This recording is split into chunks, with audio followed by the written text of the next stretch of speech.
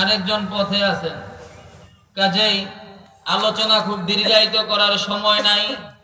আমি আপনাদের সম্মুখে অল্প কয়েক মিনিট কথা বলবো। আজকে যে সময়ের মধ্যে আমরা সামিয়ানার নিচে বসে এই পরিবেশের মধ্যে দ্বীনি আলোচনা মুযাকারা শুনতেছি, সেই সময়ের মধ্যে আমাদের ওই জাতি ভাই ফিলিস্তিনের মুসলমানদের কান্নার আওয়াজে ফিলিস্তিনের আকাশ ও বাতাস প্রকম্পিত হচ্ছে।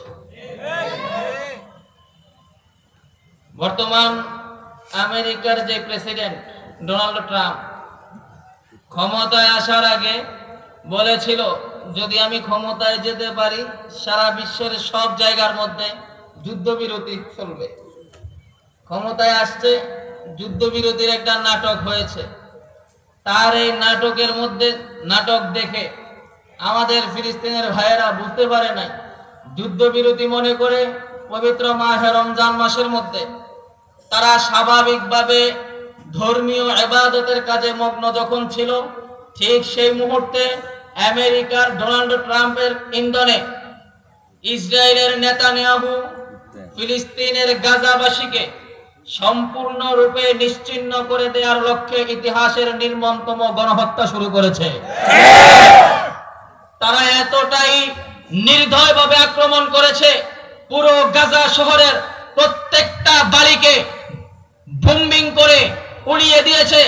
আজ গাজার মসজিদগুলো থেকে আর আজানের ধ্বনি উচ্চারিত হয় না, আজ রাফার মসজিদগুলো থেকে আজানের আওয়াজ শোনা যায় না। তারা ভেবেছিল এভাবেই ফিলিস্তিনের মুসলমানদেরকে ধ্বংস করে দিবে, তারা ভেবেছিল এভাবেই গাজাবাসীকে নিশ্চিহ্ন করে দিবে। কিন্তু আমরা বলতে চাই, না না, গাজা, ফিলিস্তিন এই সমস্ত অঞ্চলের মুসলমানদেরকে কখনো নিশ্চিহ্ন করা যাবে না, রাফার মুসলমানদেরকে নিশ্চিহ্ন করা যাবে না। গাজা রাফার সীমান্তের এক পাশকে নিশ্চিহ্ন করলে অন্য পাশ থেকে নারায়ে তাকবীরের স্লোগান দিয়ে মুজাহিদরা সামনে অগ্রসর হবে।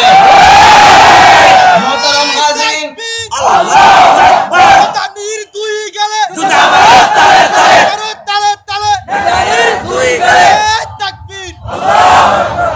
মুহতারাম হাজিরিন, অনেকেই মনে করতে পারেন ইসরায়েল পৃথিবীর সবচাইতে অত্যাধুনিক অস্ত্রের অধিকারী, আমেরিকা তাদেরকে সহযোগিতা করে, ফিলিস্তিনের সাধারণ মুসলমান তাদের বিরুদ্ধে কিভাবে জয় হবে? আমরা বার্তা পরিষ্কার, মুসলমানরা কখনো অস্ত্রের বলে যুদ্ধ করে না, মুসলমানরা যুদ্ধ করে ঈমানের বলে। অন্তরে ঈমান আছে, পৃথিবীর সবচাইতে অত্যাধুনিক অস্ত্র তাদের সামনে কিছুই না। মুহতারাম হাজিরিন, আল্লাহ রাসূল সাল্লাল্লাহু আলাইহি ওয়াসাল্লাম ভবিষ্যৎবাণী করে গিয়েছেন, গাজা মুক্ত হবে, ফিলিস্তিন মুক্ত হবে, আল আকসা মুক্ত হবে।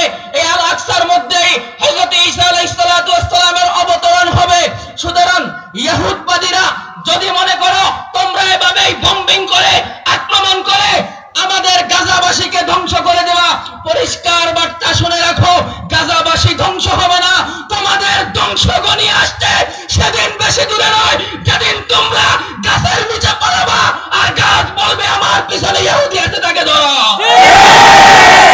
সংগ্রামী উপস্থিতি, আজ অনেকেই বলতে পারেন গাজা তো অনেক দূরে, গাজা তো অনেক দূরে, ফিলিস্তিন তো অনেক দূরে।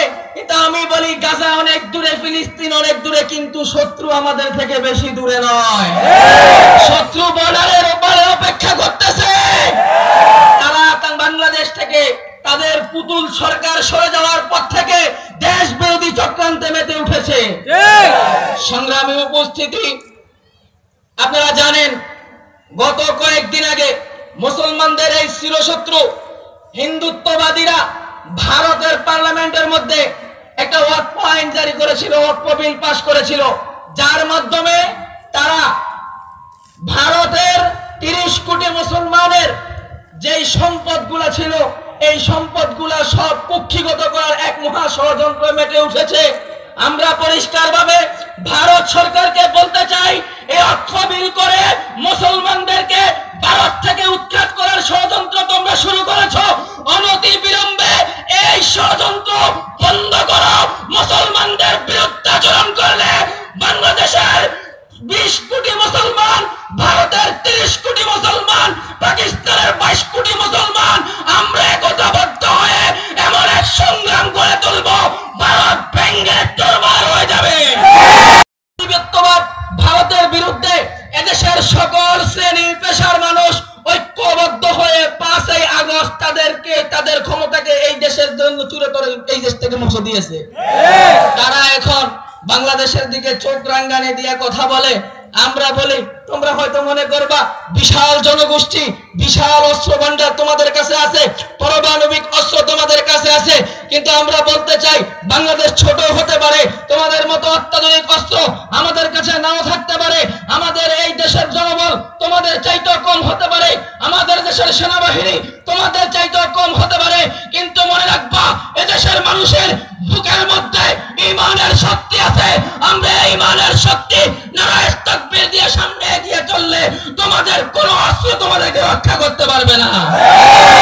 আজ বাংলাদেশের মধ্যে ভারতের চোখ পড়েছে, এই তাদেরকে রুখে দিতে হলে আমাদের প্রথম যেই কাজ, আমাদের সবাইকে হাতে হাত রেখে ঐক্যবদ্ধ হতে হবে।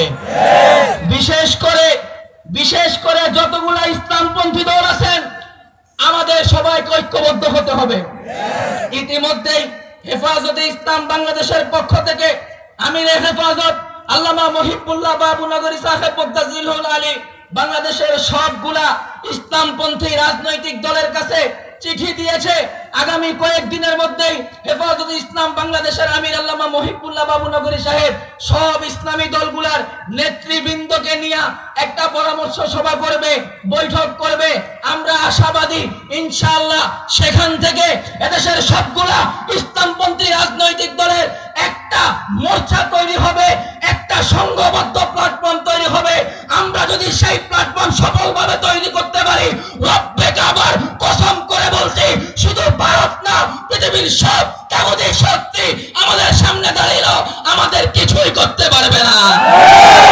সংগ্রামে উপস্থিতি, একটা যদি ইসলামী দলগুলোর ঐক্য হয় আর আমরা যদি সবাই এই ইসলামী নেতৃবৃন্দকে সমর্থন করে, ইনশাআল্লাহ আগামীর বাংলাদেশ হবে কোরআনের বাংলাদেশ।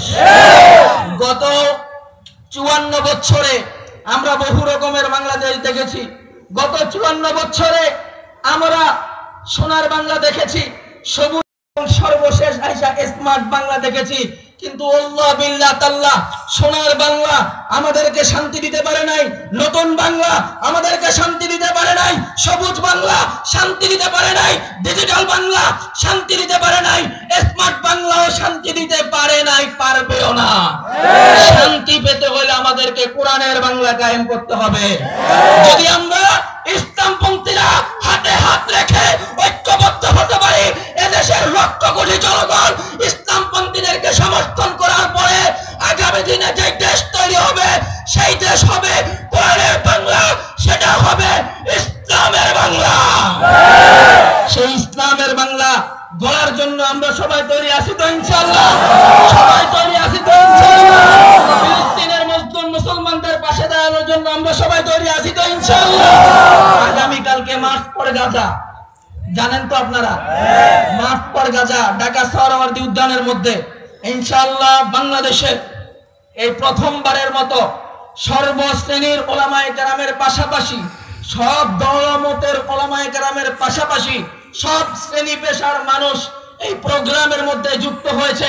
আমাদের হেফাজতে ইসলাম থেকে নিয়ে ইসলামী আন্দোলন, জমিয়ত উলামায়ে ইসলাম, খেলাফত মসজিদ, বাংলাদেশ খেলাফত মসজিদ, খেলাফত আন্দোলন, জামাতে ইসলামী, বিএনপি, এনসিপি সহ যতগুলো রাজনৈতিক দল আছে সব রাজনৈতিক দল এই প্রোগ্রামের সাথে ঐক্যমত পোষণ করেছে। সবার প্রতিনিধি দল সেইখানের মধ্যে থাকবে, সাংবাদিক ফোরাম তাদের পক্ষ থেকে লোক থাকবে, আইনজীবীরাও অংশগ্রহণ করবে, কলেজ ইউনিভার্সিটির ছাত্র তারাও অংশগ্রহণ করবে, ক্রিকেটাররা তারাও অংশগ্রহণ করবে, বিভিন্ন সেলিব্রিটিরা সবাই অংশগ্রহণ করবে। ইনশাআল্লাহ আগামীকালকের মার্চ ফর গাজা বাংলাদেশের মধ্যে সর্ববৃহৎ এক সমাবেশে রূপান্তরিত হবে। সেই সমাবেশে আমি জানি না সেই সমাবেশ থেকে ফিলিস্তিনের জন্য মুজাহিদ সংগ্রহ করা হবে কিনা, তবে আমি আপনাদেরকে জিজ্ঞেস করতে চাই, আগামীকালের সেই ঐক্যবদ্ধ মঞ্চ থেকে যদি এই দেশের যুবকদেরকে বলা হয় আসো আমরা ফিলিস্তিনে যাব জিহাদ করার জন্য, জন্য এই জায়গায় সারা দিয়া ফিলিস্তিনে গিয়া জিহাদ করে শাহাদাত বরণ করতে গিয়ে প্রস্তুত আছে। আল্লাহু আকবার। বিশ্ব মুসলিম ঐক্য করো, ফিলিস্তিন রক্ষা করো, বিশ্ব নারায়ে তাকবীর, আল্লাহু আকবার। ফিলিস্তিন তো বহু দূরে, ফিলিস্তিন তো বহু দূরে, ভারত তো বহু দূরে, আমাদের দেশেও কিন্তু মৌত শত্রু গাপটি মেরে বসে আছে। 16টা বছর পর্যন্ত আমাদেরকে জ্বালাইছিল, 16 বছর পরে বিতাড়িত হয়ে বাহিরের দেশে বসে এখনো ষড়যন্ত্র করে। পরিষ্কার ভাষায় বলতে চাই, এই দেশের মধ্যে ফিলখানার বিডিআর হত্যাকাণ্ড থেকে নিয়ে শাপলা চত্বরের গণহত্যা পর্যন্ত 2021 সালের মোদী বিরোধী আন্দোলনের গণহত্যা থেকে নিয়ে 24 সালের বৈষম্য বিরোধী আন্দোলনের গণহত্যা পর্যন্ত এই সবগুলা গণহত্যার বিচার হওয়ার আগ পর্যন্ত পরাজিত শক্তিকে বাংলাদেশের কোন রাস্তায় 1 মিনিটের জন্য দাঁড়াতে দেওয়া হবে না। রাজি আছেন তো সবাই আপনারা? আল্লাহ রাব্বুল আলামিন আমাদের সবাইকে তৌফিক দান করুক। আখিরু দাওয়ানা আলহামদুলিল্লাহি রাব্বিল আলামিন। আসসালামু আলাইকুম ওয়া রাহমাতুল্লাহি ওয়া বারাকাতুহু।